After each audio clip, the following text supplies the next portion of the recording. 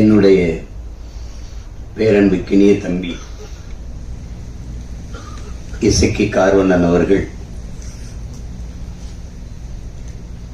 தயாரித்து வழங்குகிற என் அன்பு இளவல் இயக்குனர் கிட்டவர்கள் இயக்கி வரவிருக்கிற ஆட்டி திரைப்படத்தினுடைய முன்னோட்ட வெளியீட்டு விழாவிற்கு வருகை தந்து வாழ்த்தி அமர்ந்திருக்கிற பெருமக்கள், என்னுடைய அன்பிற்கினிய கசாலி அவர்கள், என் ஆர்வயிர் தம்பி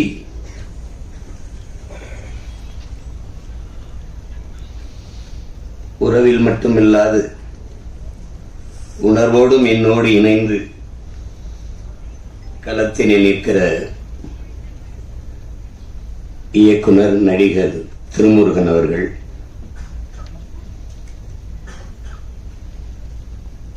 இந்த கலைஞர்களை நிகழ்வை சிறப்பிக்க வந்திருக்கிற பாராட்ட வந்திருக்கிற என் அன்பு தம்பி கேலி சித்திரத்தின் மூலம் சமூகத்தை சிந்திக்க தூண்டிய சிற்பி, கட்டுரையாளன்,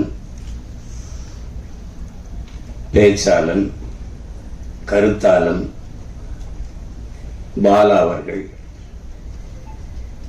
இந்த திரைப்படத்தில் பங்கேற்ற மதிப்புமிக்க கலைஞர் பெருமக்கள், ஒளிப்பதிவாளர் அன்பு தம்பி சிவி, படத்தொகுப்பாளர் தம்பி இளங்கோவன், இசை வழங்கி இருக்கிற இளவல் தீசன், கலை இயக்குனர் தம்பி முஜிபூர் அவர்கள், சண்டை இயக்குனர் தம்பி சுரேஷ் அவர்கள், ஆடை நிபுணர் பூங்குயில் கிட்டு அவர்கள், திரையிலே தோன்றி கதாபாத்திரங்களை கண்முன்னே நிறுத்துகிற கலைஞர்களாக இருக்கிற அன்பு தம்பி ஆனந்தன், எதிர்நாயகனாக நடித்திருக்கிற அறிமுக நாயகர் தம்பி பிரவீன் பழனிசாமி, நகைச்சுவை நடிகர் என் தம்பி காதல் சுகுமார், என் அன்பு மாமன் சவுந்தர் அவர்கள், கதாநாயகியாக இருக்கிற அன்புக்கினிய அபி நட்சத்திரா அவர்கள், எல்லோருக்கும் என்னுடைய அன்பும் வாழ்த்துக்களும். இந்த நிகழ்விலே பங்கேற்று இதை உலகெங்கும் பரவி வாழ்கிற என் உயிர் சொந்தங்களிடத்தில் கொண்டு போய் சேர்க்க இருக்கிற அச்சு ஊடக, காணொலி ஊடக என் உறவுகள் அனைவருக்கும், குறிப்பாக மதிப்புமிக்க பெருமக்கள் அன்புக்கினி அண்ணன் நெல்லை சுந்தரராஜன் அவர்கள், பெருதுளசி பழனிவேலுங்கை அவர்கள், தம்பி மீனாட்சி போன்ற மதிப்புமிக்க பெருமக்கள், எப்போதும் நான் பேரன்பு கொண்டு நேசிக்கிற எனது அன்பு சொந்தங்கள், உங்கள் அனைவருக்கும் என்னுடைய அன்பும் வணக்கமும். இங்கே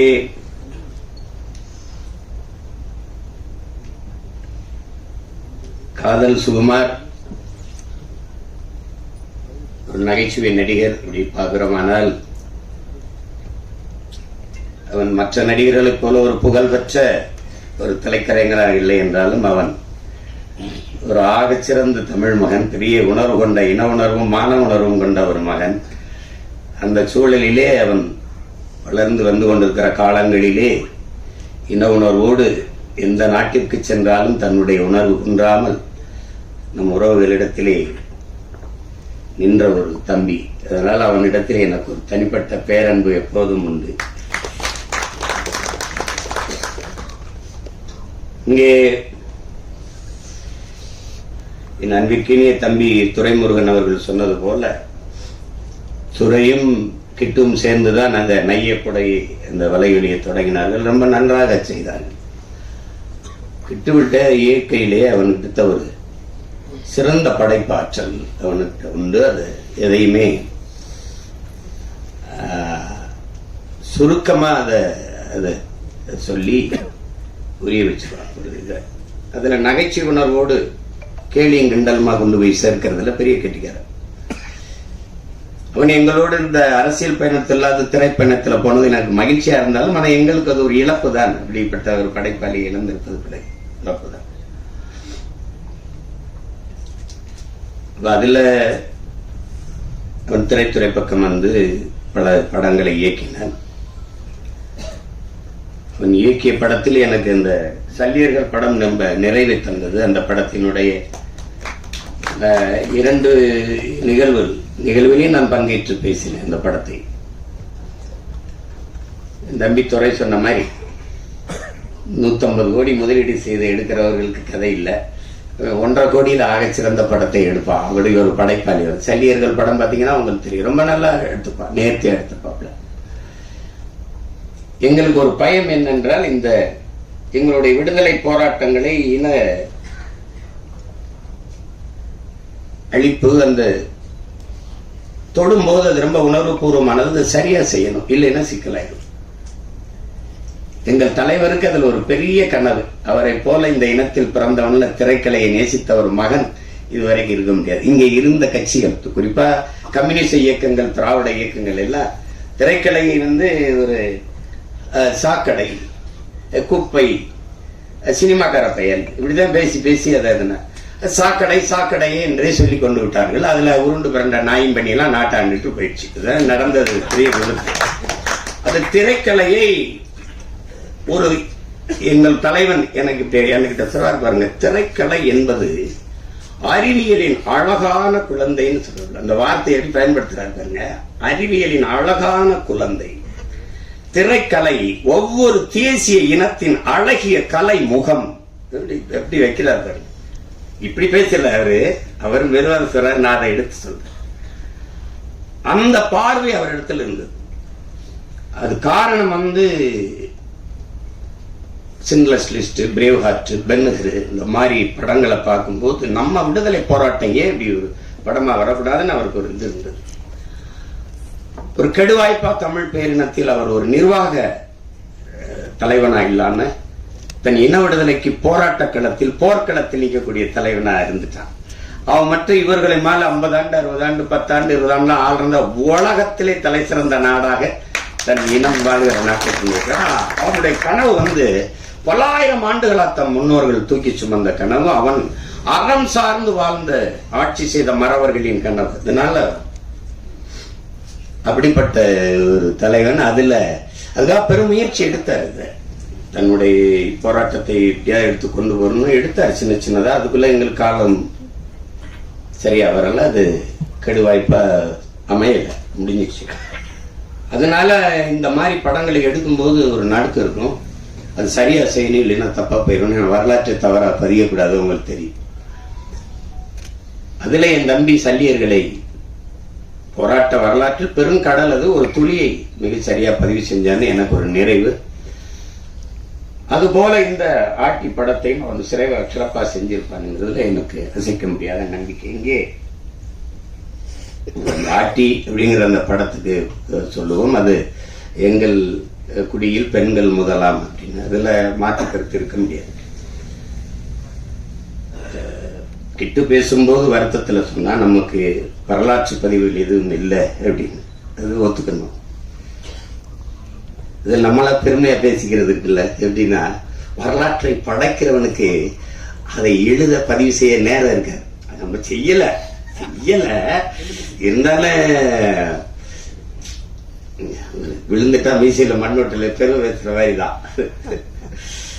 அடி எப்படி இப்படி அடிச்சான, எவ்வளவு அடிச்சாலும் தாங்கினேன் பார்த்தீங்களா, அது மாதிரி பேசிக்கிறதா. அதையும் உணர்ந்தவன் இந்த இன வரலாற்றுல என்னுயிர் தலைவன் மேதகு பிரபாகரன் அவர்கள் மட்டும்தான். இப்ப எங்களுக்கு வந்து பாத்தீங்கன்னா நமக்கு நம்ம பாட்டை வந்து அரசனுக்கு அரசன் அருள்மொழி சோழன் உலகின் பல்வேறு நாடுகளை வென்று கடல் பல கடந்து படை பல நடத்தி பல்வேறு நிலப்பரப்பு வென்று 3வது பெரிய பேரரசை நிறுவினார். இது ஒரு ஆனா அது அது ஆண்டாங்கிறதுக்கு ஒரே ஒரு சான்று தான் இருக்கு, பெருவுடையார் கோயில் தான் இருக்கு, தஞ்சை பெரிய கோயில் மட்டும். அதுக்கு முன்னாடி இன்னொரு பாட்டு கரிகால் பெருவள சோழன் ஆண்டுகாண்டா நம்மள, அதுக்கும் சான்று இந்த கல்லணை தான். இல்லைன்னா எங்கள் கதையை முடிச்சிருப்பான், அதை வச்சுட்டு நாங்க எதுவும் சொல்லிட்டு இருக்கோம். அப்ப நமக்கு வரலாற்று சான்றுகள் இல்ல, தமிழர்களுக்கு வரலாறு இல்லை. அப்ப இலக்கிய சான்றுதான், வெறும் இலக்கிய சான்றுதான் இருக்கு. அதுல இப்ப பாண்டிய நெடுஞ்செழியன் மதுரை ஆண்டான், அதுல எங்க பாட்டி கண்ணகி பெருமாட்டி போய் கால் சிலம்பி உடைச்சு இது நீதியை நிலைநாட்டினான்னு ஒரு காப்பியம் இருக்கு, அந்த வரலாறு. அப்ப அதுல இந்த வரலாற்றை மீட்டுருவாக்கம் செய்யறதுல ஒரு பெரிய சிக்கல் இருக்கு. என்ன இங்க சொன்ன மாதிரி கிட்டு செஞ்ச மாதிரி நம்மளுடைய வரலாற்றை பதிவு செய்யலாம் நம்ம இல்லாதனால எல்லாம் கற்பனை ஆயிடுச்சு. இலக்கியம் பொய் பேசும், சுவைபட சொல்லு. இலக்கியம் என்பது நயம்பட உரைத்தல், அதான் உங்களுக்கு அது சுவைபட சொல்லுதல், அது பொய் பேசும். இப்ப உருகி சுகம் பெறா மார்பை திருகி எரிந்தால் தீயிட்டால்னு சொல்லும் போது அது என்ன எப்படி அப்படின்னு கேட்கும்போது, அப்ப நான் எங்க வாத்தியார் தமிழ் வாத்தியார் குப்புசாமி எனக்கு பாடம் நடத்தும்போது, அப்ப இப்ப இருக்கிற மதுரை வேற மதுரையா ஐயான்னு கேட்டேன். அப்படி இல்லடா, தீ பற்றி எரிந்ததுன்னா வாழ்ந்த மக்கள் அவளுக்கு நேர்ந்த துயரத்தை துன்பத்தை கண்டு வயிறு எரிந்தார்கள்ங்கிறத அப்படி சொல்லியிருக்காங்க சுவைபட அப்படி. அப்ப இலக்கியம் பொய் பேசும், இதிகாசங்கள் பொய் பேசும், புராணங்கள் பொய் பேசும், காப்பியம் காவியம்லாம் பொய் பேசும். ஆனால் வரலாறு பொய் பேசக்கூடாது, பொய் பேசாது, பொய் பேசாது. அதனாலதான் நாங்கள் முற்றுமுழுதாக வரலாற்றில் புறக்கணிக்கப்பட்ட ஒரு இனத்தின் மக்கள் இன்றைக்கு வரை. இப்ப உதாரணமா இப்ப கண்ணகி அவளை எடுத்துக்கிட்டா எங்களுக்கு என்ன பெருமை இருக்குதுன்னா, சோழ நாட்டுல பிறந்து பாண்டிய நாட்டுல இறந்து சேர நாட்டுல தெய்வமாகிறார். எழுதின எங்க பாட்டை இளங்கோவடிகள் 3 மன்னர்களை இணைத்து, 3 நிலப்பரப்பை மன்னர்களை இணைத்து ஒரு காப்பியத்தை செய்கிறார். அது காப்பியம், அது கற்பனை. ஆனால் கண்ணகியிலும் சிறந்தவள்கிற எங்கள் குலத்தில் எங்க முன்னோர், அது எங்க பாட்டி வேலு நாச்சியார். அது காவியம், இது வரலாறு. ஆட்டினா அங்கதான் பாருங்க, ஆட்டி படைக்கிறானையா அப்படிங்கிற மாதிரி ஆட்டி படைத்தால் ஒரு பெண்மகள். தமிழர்கள் பொதுவா மானுடனே தாய் வழி சமூகத்திலிருந்து வந்தவன் தான். முதல் திணையில நம்ம முதல் நிலத்திலே தாய் வழியில், 2வது நிலமும் தாய் வழி, 3வது மருத நிலத்தில் என்று வேளாண்குடிகளாக மாறுகிறோமோ, அவன் காட்டை பார்க்க போகும்போது வீட்டை பார்க்க பெண் இருக்கும்போது ஒருவனுக்கு ஒரு தீங்கிறது வரும்போது தந்தை வழி சமூகமா ஆயிருது. அங்கதான் முதல் எழுத்து. எங்க ஐயாமையும் சொல்றாருல, பேரை போடும்போது அவரு எசக்கிய சேர்த்துக்கிட்டாரு அப்படி. அப்ப தந்தை வழி சமூகமா வரும்போதுதான் அது வரைக்கும் பெண்ணு தான், தாய் வழி சமூகம் தான். நம்ம அதை மாற்ற முடியல. இன்று வரைக்கும் நாடு தாய் நாடு தான், மொழி தாய்மொழி தான். என் தம்பி கார்வனன் சொன்னது மாதிரி தமிழ் குடிகளுக்கு 90 விழுக்காட்டுக்கு மேலே பெண் தெய்வங்கள் தான். எனக்கு கூட என்னுடைய குலதெய்வம் வீரமாகாளி பெண்ணு தான். இங்கே எங்கள் இன வரலாறு இந்த திராவிடர்கள், அதுவும் ஐயா ராமசாமி பெரியார் வந்த பிறகுதான் எங்களுடைய வரலாறை தொடங்குகிறார். திராவிட வரலாறு, திராவிட. இன்றைக்கும் தமிழன் இன அரசியல் வரலாறு ஐயா பெரியார், அண்ணா, கருணாநிதி அவர்கள், எம்ஜிஆர் அவர்கள், ஜெயலலிதா அவர்கள், இதுதான் இஷ்டம். என்னுடைய வரலாறு அதுக்கு எவன் கண்டுபிடிச்சான்? 50,000 ஆண்டுகளுக்கு மூத்ததுங்கிறான் ஒருத்தன். ஆதியில் காடுகளில் வாழ்ந்த மனிதன் முதலாக பேசிய மொழி தமிழ்ங்கிறான் ஒருத்தன். அங்கிருந்து நகர்ந்து வரத் தொடங்கிய போது மனிதன் பேசிய மொழியில் இருந்த ஒளியும் எழுத்து வடிவும் இன்றும் தமிழிலே காண கிடக்குங்கிறான் ஒருத்தன். அப்ப இவ்வளவு என்றைக்கு என் இனம் முன்னோன் என்னுடைய மொழியின் முதல் எழுத்து உயிரெழுத்தை ஆவை எழுதினாலும் அன்றைக்கு தொடங்கிச்சு தமிழனுடைய இன அரசியல் வரலாறு. முதலா கப்பல் ஓட்டினவன் கடலுக்குள்ள என் பாட்டு அரசியல் 60,000 யானைகளை கொண்ட படை வச்சிருந்திருக்கிறான். 60,000 யானைக்கு சோறு போட்டிருக்கிறான், தீனி போட்டிருக்கான், அதுக்கு பாகன் வச்சிருந்திருக்கான், வீரன் வச்சிருந்திருக்கான். அந்த யானைகளை கப்பல்ல ஏத்தி கொண்டு போய் படையை நடத்திருக்கான். எங்கேயும் போர் போடல.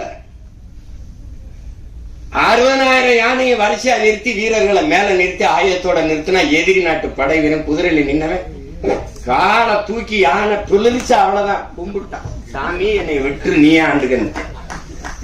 உண்மையில 60,000 யானை. நீங்க அவையாரெல்லாம் 1000 யானை நின்னது கேட்பான். தேட்டர் விட்டு ஓடிட்டான், திரையரங்கு விட்டு ஓடிட்டான். ஏ அப்பா தெரியுது. அப்படி வாழ்ந்து அவ்வளவு பெரியது, அது பெருமையாக பேசல. ஓடுகிற நீரை தடுத்து பாசனத்துக்கு பயன்படுத்திட முடியும்னு அறிவியல் தொழில்நுட்பம் வளராத காலம் 1800 2000 ஆண்டுல தொட்டுருக்கான் ஒருத்தன் கரிகால சோழன். ஒரு பயம் ஒண்ணும் அதெல்லாம் பேசல, எவனும் பேசல, யாரும் பேசுறது இல்லை, எவனும் பேசுறது இல்லை. ஒரு கைம்பெண் 200 ஆண்டுக்கு முன்னாடி ஒரு விதவை பெண் வந்து வெள்ளச்சாலை உடுத்தி முக்காடை போட்டு மூளையில் உட்காந்து மூக்க சிந்திட்டு அழுகுன. இதுதான் இருந்த நிலைமை. புருஷன் செத்து போயிட்டான், என் பாட்டை முத்து விடுதனாத்தான் செத்து போனா கோயில் வாசல செத்து போனமா கிடையாது. என் பாட்டை 2 பேரும் போகாதேங்கிற மருது பாண்டி 2 பேரும் தளபதி. போக வேணா, வெள்ளக்காரன் வருமா சுத்துவான் பாய்ப்பு கொண்டு. கவலையே படாம மகளை தூக்கிக்கிட்டு போய் அவன் உயிரற்ற கிடந்த உடலின் மீது சத்தியம் செஞ்சு இழந்த நிலத்தை நான் மீட்டே தீர்வேன்னு போறா ஒரு மகன், ஒரு கைம்பெண். இந்த சமூகம் சொல்ற மாதிரி ஒரு பெண்மகள். என் அன்பு சொந்தங்களை நீங்க கொஞ்சிருங்க, இந்த நிலத்தில் எத்தனையோ வீரம் இருந்திருக்கா. இந்திய பெருநிலம் அடிமைப்பட்டு கிடக்கு, அந்த நிலத்தின் விடுதலைனே வச்சுக்க. எந்த ஒரு மகனும் வென்றதில்லை போர்ல வெள்ளக்காரன் தோற்று தந்திருக்கான். ஏஎம் பாட்டன் தீரன் சின்னமலையோ புலித்தேவனோ இல்ல அழகுமுத்துக்கணும் எவனுமே தோற்றுதான் போயிருக்கான். ஒரே ஒரு பெண்மகள் தான், ஒரே ஒரு பெண்மகள் தான் போரிட்டு வெள்ளையனை தோக்கடித்து இழந்த நிலத்தை மறுபடியும் மீட்டவன் ஒரே ஒருத்தி, எங்க பாட்டி மானமரத்தி வேலுநாச்சியார் தான். உண்மையிலே ஆட்டினா அவதான். அத நம்ம பேசுறதுல வரலாற்றுல ஒரு படிப்பினை இல்ல. கண்ட கண்ட நாய் பேய்க்கெல்லாம் தெருவுல இருந்து ஜலை இருக்கு. என் பாட்டிக்கு இந்த சிவங்க அரண்மனை வாசல ஒரு மரப்பாச்சி தள்ளி பொம்மை வச்சிருக்கான். இதெல்லாம் வந்து அப்ப எப்படி வருதுன்னா கோவம் வருது. வரலாற்றில் நீ புறக்கணிக்கப்பட்டுட்டாய். உன் பாடத்திட்டத்திலே தென்னாட்டின் சான்சிராணின்னு தான் உன் பாட்டி எடுத்திருக்கான் வேலுநாச்சியார. வேலுநாச்சியார் பிறந்து இறந்து 85 வருஷம் கழிச்சு பிறக்கிறான் மணிக்கர்ணைங்கிற பெண். 85 வருஷம் கழிச்சு பிறக்கிறார். இளம் வயதிலேயே திருமணம் முடிச்சு கொடுத்ததுனால சான்சி அந்த மன்னன் இறந்து போனதுனால அந்த நிலப்பரப்புக்கு அவ தலைவியாகி அரசியானதுனால சான்சி ராணி. இளம் வயது திருமணம்னால பாய் லக்ஷ்மி பாய் சான்சி ராணி லக்ஷ்மி பாய்னு பேர். நீ என்ன வரலாற்றுல பதிவு செஞ்சிருக்கணும்? சான்சி ராணி எழுதும் போது வடநாட்டின் வேலுநாச்சியார்னு எழுதியிருக்கணும். ஆனா நீ என்ன பண்ற? தென்னாட்டின் சான்சி ராணி என் பாட்டி எழுதுற. அங்க நான் பேசாம மண்டையாட்டிட்டு இருந்தேன் பாரு, அங்க செத்துச்சு என் வரலாறு, அங்க போயிருச்சு என்னுடைய வரலாறு. நீ என் பாட்டை வாவு சிதம்பரனாரை விட நீ என்ன வல்லபாய் பட்டேல் பெரிய ஆளு. நீ என்ன பண்ணிட்ட நீ? ஆனா வல்லபாய் பட்டேல் எனக்கு வரலாறு இருக்குது, என் பாட்டன் வாவுசி இல்லை. அதாங்க சிக்கு. கற்பனை கூட நீங்க செய்ய முடியாது. என் தாத்தன் வழக்கறிஞர், என் அப்பன் வழக்கறிஞர், நான் வழக்கறிஞர். ஒரு முறை நேர் நின்றால் இன்னைக்கு 50,000, அன்னைக்கு 50,000 என் பாட்டு. ஒரு முறை வழக்கு நீதிமன்றத்தில் நேர் நின்னா அவ்வளவு செல்வந்தன். சொத்தம் மட்டும் இழந்தான் மண்ணின் விடுதலைக்கு. இந்த தமிழ் மக்களின் மானம் கப்பலேற விடக்கூடாது என்பதற்காக கப்பல் ஓட்டிய ஒரு பெருந்தமிழன், சுதேசி கப்பல். நான் என்னடா தமிழ் தேசம் பேசுறேன், அவன் தமிழ் நேசன் அப்படின்னு அன்னைக்கே இதெல்லாம் நடத்தினான். அன்னைக்கே தமிழ் தேசம் தமிழ் நேசன் பத்திரிகை நடத்தினான். அவன் வரலாறு எங்க இருக்கு? எனக்கு மாடு இழுக்க திணறும் செக்க மனுஷன் இழுத்திருக்கான் இந்த மண்ணின் விடுதலைக்கு. போய் கோவை சிறையில் இருக்கு, இன்னும் அந்த சிலை நினைவா இருக்கு அந்த செக்கு. ஏன்னா அவன் இருந்த அறைக்கு பக்கத்துல இருந்த அவன் பேரன் நான், அதே கோவை சிறையில பக்கத்து அறையில செக்கெழுத்து செம்மல் வாவு சிதம்பரனார் இருந்த சிறை எழுதிருக்கான். அந்த அறை எழுதிருக்க வேணா, நீ என்ன போயிட்டு அவனு போலையா விரைவில் அனுப்பி வைக்கிறேன்.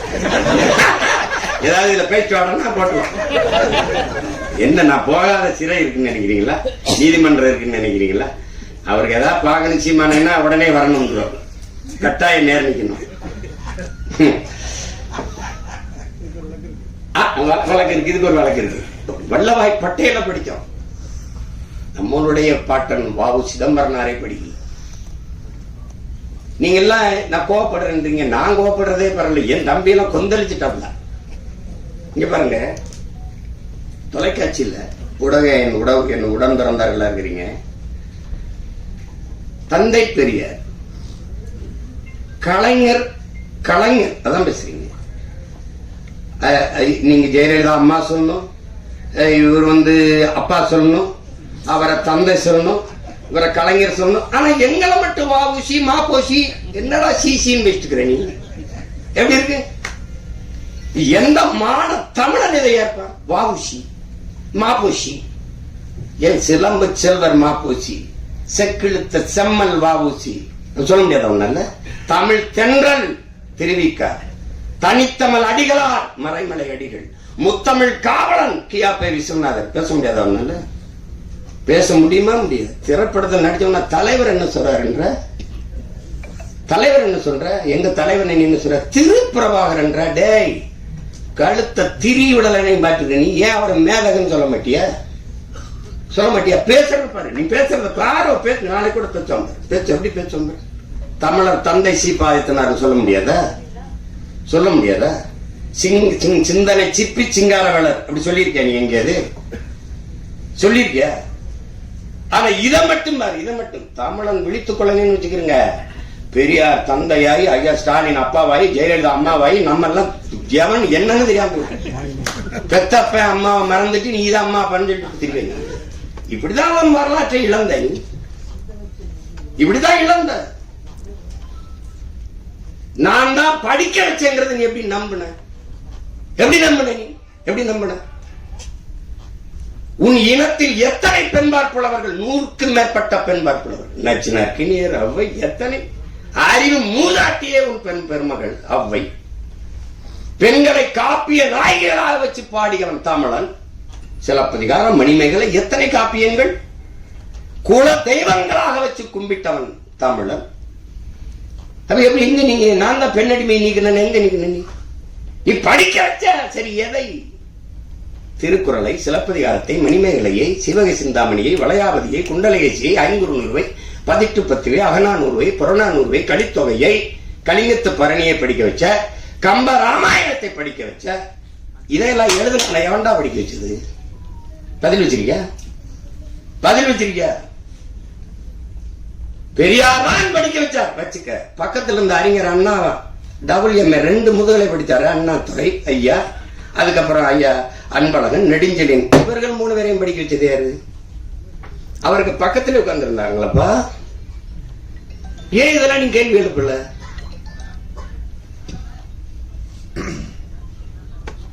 வரலாற்றை மறந்துவிட்ட இனம் சுடுகாட்டில் இறந்து கிடக்கிற பிணம்ங்கிற கோசிமி எங்க இருக்குது உன்னோட? எங்க நீ பெண்ணை அடிமைப்படுத்தின?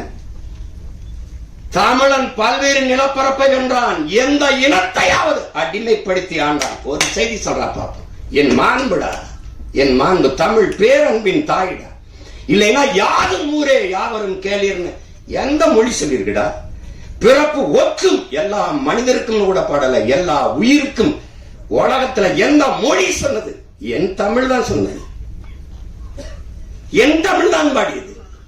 புதியது ஒரு உலகம் செய்வோம், கெட்ட போரிடும் உலகத்தை வேரோடு சாய்ப்போம். என் தமிழ் தான், என் தமிழ் தான். காக்கை குருவி எங்கள் சாதி, நீர் கடலும் மலையும் எங்கள் கூட்டம். எங்கள் தமிழ் தான். இது எனக்கெல்லாம் கற்பிச்சேங்கிற பாரதி பிறந்து இறந்து 1921 நம்ம பாட்டன் பாரதி இறந்து போறாங்க. 36 தான் ஐயா ராமசாமி பெரியார் பேசவே ஆரம்பிக்கிறார். பேசவே ஆரம்பிக்கிறார். அவன் பாடாத பெண்ணியமாடா, அவன் பாடாத கல்வியை வலியுறுத்தியாடா. எப்படி? தமிழை சனியன் என்கிறார், அவன் இனிது என்கிறார். வான் அளந்த அனைத்தும் அளந்த வன்மொழி வாடியவங்கிறான். வான் அளந்த அனைத்தும் அறிந்தவரா என் தமிழ்ங்கிறான். வான் அளந்த அனைத்தும் அறிந்தவரா என் தமிழ் வளர்மொழி வாடியவங்கிறான். நீ காட்டு மிராண்டிங்க.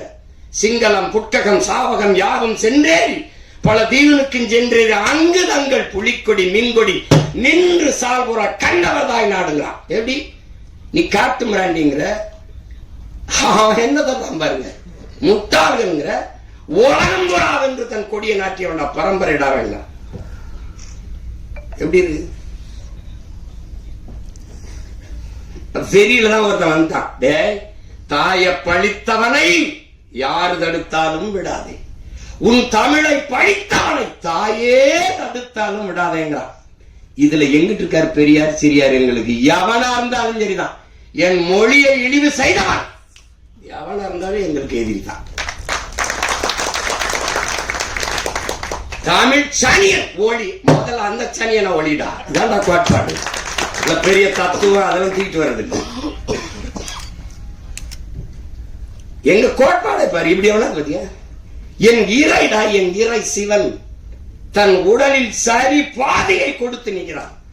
அது ஆணுக்கு பெண் சமம் அல்ல. என் உடன் பிறந்தார்களே, ஆணும் பெண்ணும் சமம். அதான் எங்க கோட்பாடு, எங்கள் நிலைப்பாடு. ஆணுக்கு பெண் என்ற கோட்பாட்டை ஏற்கலாம். ஆணும் பெண்ணும் சமம். அதை நிறுவி காட்டியவன் எங்கள் உயிர் தலைவன். ஆணுக்கு நிகராக பெண்ணுக்கு அரசியல் செய்ய காவல்துறையிலே, வான்படையிலே, கடற்புடி படையிலே, கரும்புடி படையிலே எல்லாவற்றிலும் சமபங்கை கொடுத்தவன் என் உயிர் தலைவன் மேதகு பிரபாகரன் அவர்கள். அதைத்தான் அவன் பிள்ளைகள் இன்று 234 இடம் என்றால் 117 ஆண்கள் 117 பெண்களை கொடுக்க காரணம் என்ன? இதில் பெருமை ஒன்றுமில்லை, பிறவி கடமை செய்கிறான். அவ்வளவுதான். பெண்ணை போற்றாத எந்த இனமடா உயர்வடைஞ்சிருக்கு. பெண்ணு தனியா வந்து ஒப்பந்தம் பண்ணி செய்யற பொம்மை அது. என்னை பெற்றவளடா, என் உடன் பிறந்தவளடா. அதன் போற்றாத சமூகம் எப்படி மேன்மை அடையும்? எப்படி உயர்வடையும்? எப்படி உயர்வடையும்? பெண்ணடிமை தீர் மட்டும் பேசும் திருநாட்டில் மண்ணடிமை தீர்ந்து வருதல் முயற்கும் வேங்கிறான் புரட்சி பாவலர். அதான் இங்க இருக்கு. பெண்ணால முடியாதுன்னு என்ன இருக்குது? அப்ப எப்படி எங்க பாட்டியால முடிஞ்சது, வேலுநாச்சியாரால முடிஞ்சது? நடந்தது நிகழ்காலத்துல. பெண்புலி எங்க தலைவர் வந்து ஒரு இதா கொடுக்கிறாரு, ஒரு இலக்கை, இதை போய் செய்யுங்க. பல முறை ஆண் போராளிகள் நம்ம பிள்ளைங்க போய் பாருங்க, தோற்று வராங்க. போன எல்லாருமே ஆண் புலிகள் தான். ஏன் இதுல பெண் புலிகளுக்கு நம்ம பிள்ளைகளுக்கு வாய்ப்பு கொடுக்கல? ஏன் அவங்க போகலன்னு தலைவர் கேட்கும்போது, நம்மளாலே முடியல, நம்ம பசங்களாலே முடியல, பெண்கள் எப்படி அண்ணான்னு கேட்கும்போது, இல்ல ஒரு தடவை கொடுத்து பாருங்களேன் வாய்ப்பு. சரியாக போய் அந்த இலக்கை வென்று முடித்து வந்தார். உங்களுக்கு தெரியும், நம்மளுடைய அங்கே இருக்கண்ணி நம்முடைய அக்கா முதல் பெண் கரும்புலி. உங்களுக்கு தெரியும். உங்களால் கற்பனை செய்ய முடியுதா? என் உடன் பிறந்தார்களே, பேரன்பமிக்க பெற்றோர்களே, சிங்கள ராணுவ கடற்படையினுடைய மொத்த கட்டுப்பாட்டையும் வைத்திருக்கிற ஒரு கப்பல், ஒரு போர்க்கப்பல். அந்த கப்பல்ல தான் மொத்த கடற்படை இயக்கமும் இருக்கு. அதான் இருக்கு, அதுக்குள்ள இருக்கு. அதை தகர்க்கணும். அதை தகர்க்க ஒரு தலைவன் யாரை தேர்வு செஞ்சிருக்கலாம்? ஆனால் ஒரு பெண்மகள், அவள் பேர் அங்கையர் கண்ணி. அந்த அங்கையர் கண்ணி அவள் கரும்புலியாக அவளை தேர்வு செய்யறாங்க. அப்படின்னா நெஞ்சில குண்டை கட்டிட்டு வெடிக்கணும். அவளே ஆயுதமா மாறணும். அதான் கரும்புலின்னா அவளே ஆயுதம், உயிரே ஆயுதம். அதான் அப்ப போகும்போது அவளுக்கு அந்த 2-3 நாள்ல, நாளை காலையில ஒரு கரும்புலி மரவனுக்கு இந்த நாளில், இந்த கிழமையில், இந்த தேதியில், இந்த நேரத்தில் நான் சாக போகிறேன் என்பது தெரியும். ஆனால் மகிழ்ச்சியாதரமா எல்லாரோடும் பேசிட்டுப்பா, சிரிச்சிருப்பா, இந்த நொடியில நம்ம சாக போறோம்னு தெரியும். அப்படி ஒரு மகளுக்கு தெரியுது, ஒரு பெண் மகளுக்கு தெரியுது. அவள் அந்த பெரிய இலக்கை தகர்க்கணும். அதுல 3 நாளைக்கு முன்னாடி காய்ச்சல் வந்துருது. இந்த காய்ச்சல் அடிக்கிறதே சக தோழிகளுக்கோ தோழர் போராளிகளுக்கோ சொல்லிட்டா அன்னைக்கு தகவல் போயிடும். ஒரு உடம்புனா அன்னை நம்மளை பின்னடைய வச்சுட்டு வேற ஆளை தேர்வு பண்ணிடுவாருன்ட்டு அதை விட்டு கொடுக்காம, அதை சொல்லாமல், தன் உடல் நிலை சரியில்லாதன்னு சொல்லாமல் அந்த மகளை அப்படியே வச்சு அந்த உடல் அந்த காய்ச்சல் அடிக்கிறதோட அவ அதிகாலையில பயணப்படுறா. போய் அந்த தாக்குதலுக்கு ஒரு மாலையில கிளம்பி எல்லாரும் போய் இரவுல என்ன இருக்கு நாங்க ஆவணப்படம் வச்சு வெளியிட்டோம். பயணம் அனுப்பி வைக்கிறாங்க. தன்னுடைய சகாக்கள் எல்லாம் போய் ஒரே மகள் 36 கிலோமீட்டர் ஒரு கடும் குளிரில் கடலுக்குள்ள தனி மகளா, ஒரு பெண்மகள் ஒரே மகள் அந்த குளிர்ந்த அடர்ந்த குளிருக்குள்ள ஆழ்கடல் நீங்கி போறா. 36 கிலோமீட்டரை 13 மணி நேரங்கள் ஒரே மகள் தனியாக நீங்கி போய் இந்த இரவு முடிஞ்ச அடுத்த பகல் தொடங்குற இந்த 12 மணிக்கு நடு உள்ள போய் அந்த கப்பல்ல போய் நின்று நடு கப்பலை அடிச்சு தகர்த்து எரிஞ்சா பாரு. உலகம் திரும்பி பார்த்து ஒரு மகள், ஒரு பெண் மகள். குலதெய்வம் எப்படி உருவாகுது? இப்படிதான். அந்த மகள் அங்கே இருக்கின்றான் தன்மானமிக்க தமிழ் பேரினத்தின் குலதெய்வமாக மாறி நிற்கிறான்னா அதுதான். அப்படிதான் எங்க குலதெய்வம் ஒன்னும். இதனால பெண்ணுனால் இது முடியாது என்று சொல்வது ரொம்ப கடினம். ரொம்ப அப்படி சொல்லிட்டு போக முடியாது. அதனால இந்த தமிழ் சமூகம் பெண்களை பெரிதும் போற்றிய ஒரு சமூகம், பெரிதும் போற்றிய சமூகம். பெண்ணை இதுவரைக்கும் பேர் சொல்லி கூப்பிட்டது கிடையாது. அம்மா, தாயே, தெய்வமே. அப்படிதான் இன்னைக்கு நம்ம வீடுகள்ல கூப்பிடுறது அப்படித்தான் இருக்கு. அப்படிதான் இன்னும் கூப்பிடுவோம். ராசாத்தி, கண்ணு, அம்மா, என் தெய்வமே, என் தாயே, அப்படிதான் கூப்பிடுவோம். அப்படிதான் இதுவரை நம்ம வீடுகளில் எல்லாரும் அப்படி கூப்பிடுறது வழக்கம் இருக்கு. அது வரலாற்றில் புறக்கணிக்கப்பட்ட, நிராகரிக்கப்பட்ட இனத்தின் மக்கள் ஒரு நாள் தங்களுக்கான வரலாற்றை தாங்களே எழுதுவார்கள் என்று அறிவாசான் அண்ணல் அம்பேத்கர் சொல்றார் என்றால் அது சும்மா அல்ல. அப்படி வரலாற்றில் நிராகரிக்கப்பட்ட, புறக்கணிக்கப்பட்ட இனத்தின் மக்கள் எங்களுக்கான வரலாற்றை நாங்களே மீட்டுருவாக்கம் செய்கிற, மறுபதிப்பு செய்கிற பணியை செய்கிறோம். அதில் ஒன்றுதான் என்னுடைய தம்பி கிட்டு போன்ற திறமைமிக்க திரைக்கலைஞர்கள் செய்து வருகிற சிறிய சிறிய முயற்சி. இன்னைக்கெல்லாம் பொன்னியின் செல்வன் ஒரு படம் பார்த்தா அதுதான் நம்ம சோழ வரலாறுன்னு நினைச்சிருக்கு. அது ஒரு புதினம், அது ஒரு நாவல், அது ஒரு சுவரா, ஒரு திரைக்கதையா அது ரசிக்கத்தக்க சொல்லப்பட்டது. உண்மையான வரலாறு அது ஒண்ணு இல்லையே. ஆதித்ய கரிகால் என்ன தற்கொலை பண்ணி செத்து போட்டான்னு ஒரு கதை, காதல் தோல்வியில் செத்து போனான்னு வந்தது. சரி, என்ன பண்றது? அது அப்ப உலகெங்கும் ஒவ்வொரு இனத்தையும் வரலாறு தான் வழி நடத்துது. அப்ப என் இன வரலாறு தான் என்னை வழி நடத்தணும். ஆனால் எனக்கு ஒன்று வரலாறு இல்லை. அதுதான் இங்க இருக்கிற தடுமாற்றத்துக்கு காரணம். அதுதான் உங்களுக்கே தெரியும். தமிழருடைய அரசியல் வரலாறுன்னா இதுதான் இருக்குது, இதுதான் இருக்குது. அதை பேச மாட்டாங்க. நீங்க அதை சொல்லவே மாட்டாங்க. ஆகப்பெரும் மேதைகள், அறிஞர்கள் வாழ்ந்த நிலம் இது. ஜீவானந்தம், சிங்காரவடரை தாண்டி இங்க வேணுமா? அயோத்திதாசர், ரெட்டமலை சீனிவாசன், MC ராசாவோட தலைவர்கள் உங்களுக்கு வேணுமா? இல்ல அவங்களா தலைவரா தெரியலையா? பெரும் பெரும் மேதைகள் வாழ்ந்திருக்காங்க அந்த நிலத்தில். தன்னலமற்று உண்மையும் நேர்மையுமாக இந்த மக்களுக்கு வாழ்ந்து மறந்திருக்கான். கக்கன் தாத்தா காமராஜர், தாத்தா கக்கன், தெய்வ திருமகன் தாத்தா முத்துராமலிங்க தேவர், எவ்வளவு பெரிய மேதைகள் இந்த நிலத்தில் இருந்து வாழ்ந்திருக்காங்க. அந்த வரலாறு எல்லாம் புறக்கணிக்கப்பட்டு, தமிழனுக்கு எவன் தலைவனா வந்தாலும் சாதி மதத்துக்குள் தள்ளுவான்.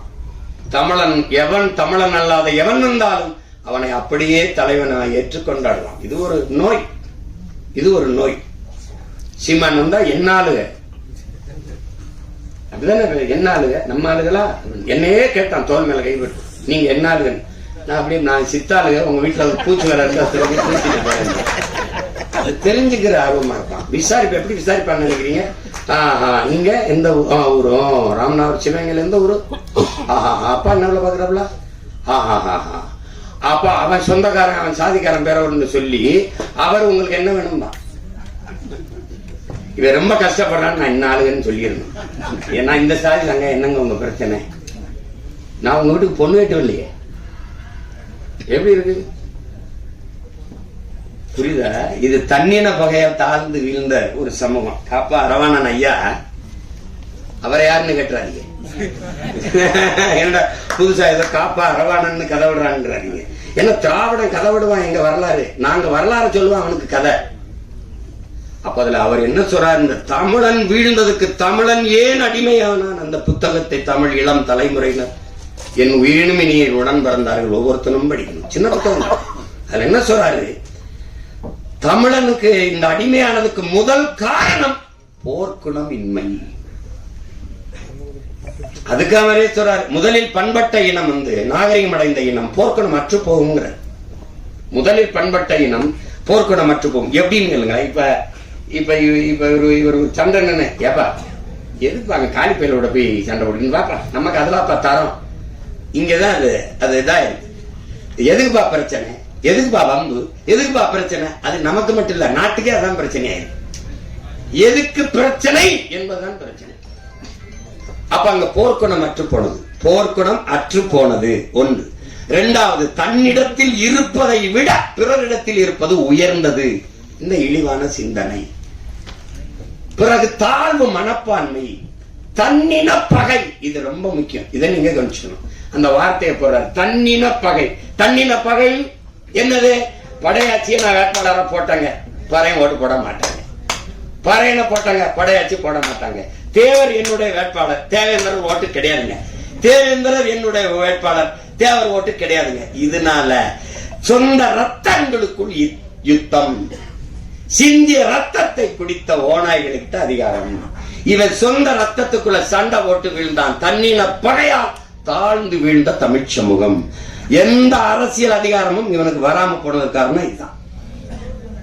கடைசியா ஒண்ணு சொல்றாரு, அளவு கடந்த திரைக்கவர்ச்சி.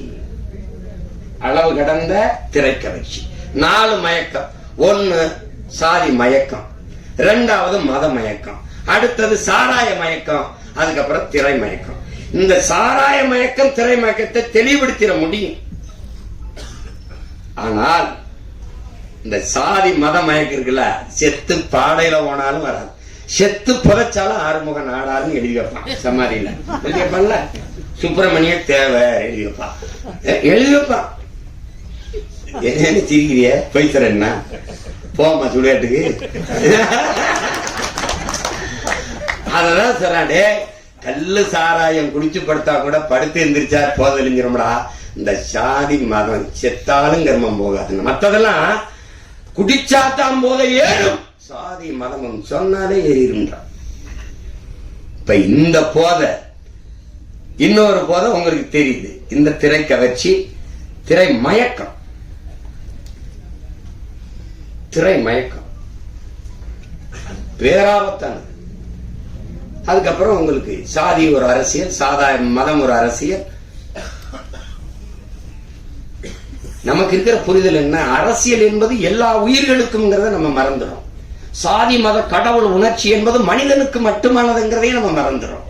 இந்த மனிதனுக்கு மட்டுமான இந்த சாதி மத கடவுள் உணர்ச்சி எல்லா உயிர்களுக்குமான அரசியலில் கலப்பதுதான் பேராபத்தா இருக்கு. ஒரு நாட்டின் மிக உயர்ந்த பதவியில் இருக்கிற ஒரு தலைவர், குறிப்பாக உள்துறை அமைச்சர், ஹோம் மினிஸ்டரா இருக்க ஒரு தலைவர் மதுரையில் வந்து இந்து மக்களின் ஒற்றுமை அப்படின்னு பேசியிருக்கணும். இந்திய மக்களின் ஒற்றுமைன்னு பேசியிருக்கணும். அப்ப இந்து மக்களின் ஒற்றுமைன்னு ஒரு நாட்டின் மிகப்பெரிய தலைவரே பேசும்போது அங்க எங்க தேச ஒற்றுமை இருக்கும்? அது எப்படி இருக்குது? அது எவ்வளவு பெரிய ஆபத்தான ஒரு கருத்தா இருக்குது பார்த்தீங்களா? இதுதான் பிரச்சனை. இதை ஒழிக்கணும்னா ஒரே ஒரு ஆயுதம் தான் நம்மகிட்ட இருக்குது, அதுதான் புரட்சி. கட்சி அரசியல்களால் இதை சரி செய்ய முடியாது. புரட்சி ஒன்றால் தான் இந்த தீமைகளை எல்லாம் புரட்டி போட முடியும். இல்லை என்றால் ஒவ்வொரு நாளும் ஐயோ ஊழல், ஐயோ லஞ்சம், ஐயோ கொலை, ஐயோ கொள்ளை, ஐயோ சாராயம், ஐயோ நீ உனக்கு என்னைக்கு கோபப்பட்டு நம்ம நாட்டின் பாதுகாப்புக்கு எல்லையில நின்று போரிட்டு நாட்டின் பாதுகாப்புக்கு நின்று படை வீரன் செத்து உயிர் வந்தான். உயிரற்ற உடல் வருது. எத்தனை கோடி, எவ்வளவு லட்சம் இந்த நாடு மத்திய மாநில அரசுகள் கொடுத்திருக்கு? யாராவது நெஞ்ச தொட்டுச்சு? யாராவது இந்த நாட்டின் ராணுவ வீரன் நாட்டை பாதுகாக்க போரிட்டு எல்லையில நின்று செத்து வந்தான். மத்திய அரசு 1 கோடி அறிவிச்சது, 2 கோடி அறிவிச்சது, முடியாதா? மாநில அரசு கொடுத்தது. ஒருத்தன் வெங்கல பதக்கம் வந்தா 1 கோடி அந்த நிறுவனம், 1 கோடி இந்த மாநில அரசு, 1 கோடி அந்த அரசு. அப்ப செத்து வந்ததுக்கு என்ன கொடுத்திருக்கு? கள்ள சாராயம் குடிச்சு செத்தவனுக்கு 10 லட்சம். ஒரு முதலாளி அவன் காட்சி வித்து பல லட்சங்களை சம்பாதிச்சு கொண்டிருக்கிறான். கொழுப்படுத்து போய் ஒருத்தன் குடிச்சு செத்துருக்கான். ஒரு முதலாளியின் லாப தேவை, ஒருத்தன் போதை, இதுல செத்து விழுந்தவனுக்கு 10 லட்சம் மக்கள் காசுல கொடுக்கப்படுது. ஆனா நாட்டை காப்பாத்த எல்லை நின்று செத்து வந்தவனுக்கு எத்தனை லட்சம்? யாராவது சொல்லுங்க. நான் ராணுவத்துக்கு போய் செத்தேன்னா, நாட்டுக்காக செத்தா என் வீட்டை என் நாடு பாதுகாக்குங்கிற எண்ணம் வராத போது எவன்டா நாட்டு ராணுவத்தில் வந்து சேருவான்? எவன் சேருவான்? அப்புறம் தேசப்பற்று எப்படி வரும்? நாட்டுப்பற்று எப்படி வரும்? நாட்டுக்காக செத்தவன் மீதே நாடு பற்று வைக்காத போது நாட்டுப்பற்று எவனுக்கு வரும்? சாதாரண குடிகளுக்கு எப்படி நாட்டுப்பற்று வரும்?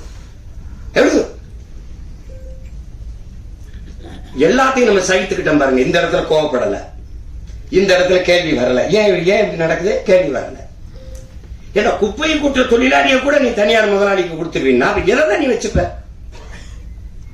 1 கிலோ குப்பை 1 கிலோ குப்பை வரல 12 ரூபாயாங்க. யாராவது சொல்லுங்க, எல்லாம் படிச்சவங்க தானே இருக்கீங்க. 1 கிலோ குப்பையை அள்ளி எடுக்க 12 ரூபாயா? ஒரு கழிவறையை கழுவி முடிக்க 350 ரூபாயா? 350 ரூபாய்க்கு ஒரு கக்கூசு கழுவிக்கலாங்க உங்க வீட்டுல?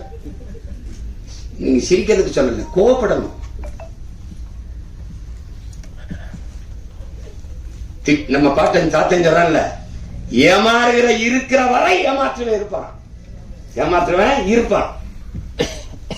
திட்டம் போட்டு திருடுற கூட்டம் திருடி கொண்டே இருக்குது, அதை சட்டம் போட்டு தடுக்கிற கூட்டம் தடுத்து கொண்டே இருக்குது. அது நடந்துகிட்டே இருக்குது. அண்ணா, திருடனாய் பார்த்து திருந்தாவிட்டால் திருட்டை ஒழிக்க முடியாது. இப்ப திருடனா பார்த்தா நம்ம பார்த்தா அவன் திருந்தல, இப்ப நம்ம திருத்தன். அவன் தான் திருந்தலையே. 1 வருஷம் 2 வருஷம் 60 வருஷம் திருடுறான்.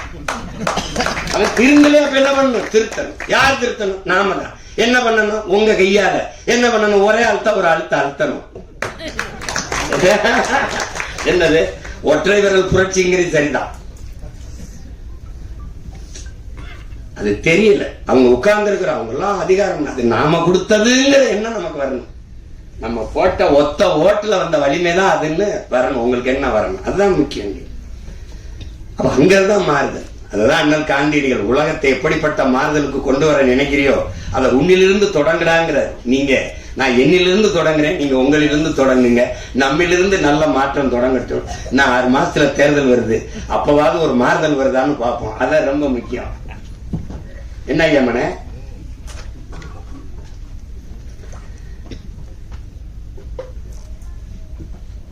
நானும் எங்க ஐயா மையனும், நான் எனக்கு ஐயா மையம், அவருக்கு நான் எப்பவுமே அராஜகம் தான். நாங்க உங்களுக்கு தெரியும், எங்க அப்பா தமிழ் கடல் நெல்லைக்கண்ணன் எங்க அப்பா. அவங்க எப்பவும் என்னை மகனே ஐயான்னு தான் அழைப்பாங்க, மகனே அழைப்பாங்க. நான் ஏதாவது கேட்டா வாழ்க வாழ்க தமிழுடன் அப்படிதான் சொல்லுவாங்க. வாழ்க தமிழுடன். எப்பவுமே வைக்கும் போது ஐயா படிக்கணும், ஐயா ஐயா படிக்கணும், ஐயா படிக்கணும், ஐயா ஐயா படிக்கணும், அது சொல்லிட்டு தான் வைப்பாங்க. அப்படி எங்களை தமிழ் பால் ஊட்டி வளர்த்த தாய் தந்தை எல்லாமே எங்க அப்பா தான். எங்க அப்பாவுடைய அன்பு மகன் எங்க ஐயா மகன் சுகா அவர்கள். பெரிய அறிஞர், அமைதியா இருப்பாரு, பெரிய எழுத்தாளர், பெரிய ஆற்றலாளர், பெரிய திரைக்கதை. அந்த என்னன்னா, எங்க அப்பா இளையராஜாவுக்கு முன்னாடி நான் ஒரு காரியம் சாதிக்கணும்னா பாடி காட்டினா போதும். டேய் நீ பாடாத நான் செய்யறேன்றாங்க. எங்க அப்பாவுக்கு முன்னாடி பாடி காட்டணும்னா நீங்க என்ன நினைச்சீங்க, நான் பாடி காட்டுவேன், பாடுவேன். அது ஒரு தடவை என்னை கூட டேய் என் முன்னாடி நீ பாடி காட்டுறான்றாப்ல. அப்ப நான் சொல்லிட்டு தானே பாடினேன். என்ன தெரியுமா அதுல அந்த வானத்தை போல மனம் படைச்ச மன்னவனே அப்படின்னா நல்லா இருக்காப்பா, நான் பாடிக்கிறேன். இல்லடா நீ என் முன்னாடி பாடி, உங்க முன்னாடிதான் பாடி காட்ட முடியும் அப்படின்னு. ஏன் அவர் பாடும்போது ஒரு கோவம் வராதுன்னா, ஒரு சுதி சுத்தமா பாடுவாரு, இசை தெரியும் எனக்கு தெரியாது. அதனால அவர் ஒரு மெட்டு போட்டு வச்சிருப்பாரு, நான் ஒண்ணு பாடி விடுவேன். அதுல டே தயவு செய்து பாடுவாரா, நீ என்ன சொல்லியோ செஞ்சிருந்தா. அது மாதிரி அவ்வளவு இது. எங்க ஐயாமை சொன்னதெல்லாம் உண்மைதான். ஏன்னா உங்ககிட்ட சொல்றதுக்கு என்ன, நான் முத மேடையில எப்படி பேசுறதுன்னு எனக்கு யாரும் கத்துக் கொடுக்கல. எனக்கு கத்துக் கொடுக்கல. 5 வயசுல எப்படி எல்லாம் மேடையில ஏறி பேசணும் அப்படின்னு கத்துக் கொடுக்கல. எப்படி சண்டை போடணும் தான் 5 வயசா இருக்கும்போது ஒரு சிலம்பு கம்பை கொடுத்து கத்துக்க சொன்னாங்க. அப்புறம் 10ஆவது படிக்கும்போது கராத்தே வகுப்புல போய் சேர்த்து விட்டாங்க. முதல்ல சண்டை தான் கத்துக்கிட்டேன், அப்புறம் தான் பேச கத்துக்கிட்டோம். மேடையில பேசும்போது ஒருத்தன் குறுக்க பேசிட்டு இருந்தா முதல்ல கத்துக்கிட்டது ஞாபகத்துக்கு வந்துருக்கு. அவங்க எல்லாம் நிறுத்திக்கிட்டு இருக்காங்க, நான் போய் அடிதடியில ஈடுபட்டு இனிமே சிறைக்கு போறேன்னு. சிறையில இருந்து வந்துதான் கட்சி ஆரம்பிச்சிருக்கேன். அதையும் கவனத்துல வச்சுக்கிட்டு பேசணும். நான் ஆள் வச்சு அடிப்பேன்னு நினைக்கிறாங்க, நானே போய் அதெல்லாம் ஏன்னா நான் இங்க இருக்கிற தலைவர்கள் ஐயா கருணாநிதி ஐயா, ஐயா எம்ஜிஆர் ஐயா, ஐயா அம்மா ஜெயலலிதா அம்மா எல்லாம் பார்த்து அரசியல் செய்ய வந்தவன் இல்ல. தான் செத்தாலும் சரி, தன் இனம் வாழ்ந்தால் போதும் நின்ன உலகத்தின் தலை சிறந்த வீரன் என் இனத்தின் பெருமாவீரன் பிரபாகரனின் மகன். சும்மா போய் அதெல்லாம் கிடையாது. போய் எங்க ஐயா பரிணாமன் பாடல நினைவுபடுத்தினாங்க. என் தம்பி எஸ்ஐபி கார்வண்ணன் கூட அன்னைக்கு பாடி. நாங்க இதுதான் வேலை, சமைப்போம், சாப்பிடுவோம், டப்பாவை கவுத்து வச்சு தாளம் போட்டுக்கிட்டு மாறி மாறி நாங்க பாடுவோம். அந்த பாட்டை நம்ம கம்யூனிஸ்ட் கட்சியில் நாங்க பயணிக்கும் போது நம்ம தோழர்கள் பாடினதான் ஐயா பரிணாமன் பாடல். குறிப்பா என்னுடைய தம்பிகள் ரொம்ப நல்லா பாடுவாங்க. அது என்ன நான் விட்டுட்டேன் பிறன்னா 10 தலை ராவணனே ஒத்த தலை ராம வென்றான்னு வருது. நமக்கு புரிதல் வரும்போது 10 தலை கிடையாது, அதுவும் வரலாற்று திரிவுதான். கலை 10 தலை சிறந்தவன், திசை 8 புகழ் கொண்டவன் ராவண பெருந்தகை. அதுதான் அந்த கலை 10 தலை 10 பின்னாடி வந்தவன் மாதிரி தான். ஒருத்தன் 10 தலையோட பிறக்க முடியுமான்னு பாருங்க. அதுல இன்னும் கோவம் வரும் பாருங்க. அந்த ஜண்டுபாம் விளம்பரத்துக்கு அப்படியே வந்து பலே ராவணா ஜண்டுபாம், நான் வர்றதுக்குள்ள ஓடி போயிருந்தா கொண்டே வருவேன். அவன் கலைவத்தில் தலை சிறந்தவன், திசை 8 புகழ் கொண்டவன். அத போய் தலைபத்தாக்கி ஒத்தத்தலை ராம வென்றான்னு போட்டான். அதுல மொத்தத்துல வீரம் வேணும்னதுல நான் ஒத்துக்கிறேன். அது ஒத்துக்கிறேன். அந்த பாடல் அது விட்ட போறேன். ஆனால் இவ்வளவு நேரம் இந்த நிகழ்ச்சியை மிக அழகுற நெறியாளி செய்த அன்பு தங்கை கவிதா அவர்களுக்கு என்னுடைய அன்பும் வணக்கமும் வாழ்த்துக்களும். அவங்க ஊடகத்துறையிலையும் பணியாற்றி கொண்டு இதை எங்க ஐயாமையும் சொன்னாரு, அவங்க தமிழ் நல்லா உச்சரித்து பேசுறாங்கன்னு. ஏன்னா நாங்க தேட வேண்டியது இருக்கு, யாரு தமிழ் நல்லா பேசுறா. இல்ல லைஃப்ல சொல்ல வேண்டியது இல்ல, வாழ்க்கையில வாழ்வு இருக்கு, சொல்லு இருக்கு. எல்லா சொற்களுக்கும் நமக்கு உயிர் சொற்கள், வேர் சொற்கள், கணக்கில்லாம இருக்கு. பயன்படுத்தணும், கொஞ்சம் பயன்படுத்தணும். அதுதான் நம்ம சொல்றது, வேற ஒண்ணும் இல்ல. யாரு மேல எங்களுக்கு கோபம் இல்ல. தாய்மொழியை பேச தெரியாத இனம் வந்து வாழாது. அதனால அது அந்த வருத்தம் தான் எங்களுக்கு. அது ஒண்ணும் இல்ல. தங்கை எப்படி பேசுனதுல எனக்கு ஒன்றும் வருத்தம் இல்லை. என்ன தமிழ் பேசினா படிக்க தெரியாத பிள்ளைன்னு நினைச்சிருவாங்க. நான் பள்ளிக்கூடம் படத்தில் நடிச்சிட்டு இருக்கும்போது இந்த கையெழுத்து நினைவு கையொப்பம் வாங்க வரும்போது நான் தமிழ்ல கையெழுத்திட்டேன் அன்புடன். சினேகா அவர்கள் வந்து ஆங்கிலத்துல கையெழுத்திட்டாங்க. நான் கேட்டேன் அப்படின்னு. ஐயா நான் வந்து தமிழ்ல தான் போட்டுக்கிட்டு இருந்தேன். ஒரு தடவை தமிழ்ல போட்ட போது ஒரு அம்மாவும் பொண்ணு வந்து கையெழுத்து வாங்கிட்டு போனாங்க. போகும்போது தமிழ்ல கையெழுத்து போடுறாங்க, இந்த இவங்க படிக்கல போறதுன்னு. தமிழ்ல கையெழுத்து போட்டா படிக்கலன்னு நினைச்சுக்கிறான். அப்ப படிக்கல, பள்ளிக்கூடம் போல இருக்கு, தமிழ்ல பேசிட்டுக்கிறான்னு நினைக்கிறான். அதனால அந்த பாடல் நீங்க கேட்டிருப்பீங்கன்னு நினைக்கிறேன். அத இப்ப யாரும் அது பாடுறது இல்ல. அந்த பாடல்ல 10 தலை ராவணன ஒத்த தலை ராம வென்றான். இந்த பாட்டை நானே எங்க மாமா சவுந்தர அவர்களும் ஐயா பாக்கியராஜ் வீட்டுக்கு போனோம்னா அவர் தடவை அந்த பாட்டை பாடுங்க அப்படிம்பாங்க. தாளம் போட்டு நாங்க பாடுவோம். 10 தலை ராவணன ஒத்த தலை ராம வென்றான், மொத்தத்துல வீர வேணும் சுடலமாடா. இந்த வித்தைகளை கத்துக்காம, சத்தியத்தை ஒத்துக்காம, கத்துனா போனதெல்லாம் கிடைக்குமாடா தம்பி, கத்துனா போனதெல்லாம் கிடைக்குமாடா. 10 தலை ராவணன ஒத்த தலை ராம வென்றான், மொத்தத்துல வீர வேணும் சுடலமாடா. இந்த வித்தைகளை கத்துக்காம, சத்தியத்தை ஒத்துக்காம, கத்துனா போனதெல்லாம் கிடைக்குமாடா தம்பி, கத்துனா போனதெல்லாம் கிடைக்குமாடா. புலி பசித்து கிடந்தாலும் புள்ளை தின்ன மாட்டாது, போட்டத திங்கிறமே சுடலமாடா. நம்ம பொண்டு உள்ள வாழ்க்கையில கண்ட சுகம் ஏதும் இல்ல, தெண்டத்துக்கு உழைக்கிறமே நியாயமாடா தம்பி, தெண்டத்துக்கு உழைக்கிறமே நியாயமாடா. இது அந்த பாடல் ஐயா பரிணாமன் அவர்கள் எழுதினார். அது ரொம்ப முற்போக்கான பாடல். அந்த வரியை தவிர மத்தெல்லாம் நமக்கு உடன்பாடு. இப்ப இருந்தா கூட ஐயா மாத்தி அதை கொடுப்பாங்க. அது அப்ப அது எவ்வளவோ பாடல்கள், எவ்வளவோ சித்தர்கள், ஞானிகள், யோகிகள் எல்லாம் தோன்றி என்னென்னமோ எங்க தாத்தா பட்டுக்கோட்டை சொன்ன மாதிரி முன்பு இயேசு வந்தார், அப்புறம் காந்தி வந்தார், புத்தன் வந்தார், அப்புறம் இயேசு வந்தார், அப்புறம் காந்தி வந்தார். எதையோ சொன்னாங்க, எழுதி எழுதி வச்சாங்க. எல்லாத்தையும் தான் படிச்சீங்க, என்ன பண்ணி கிழிச்சீங்கன்னு தெரியல.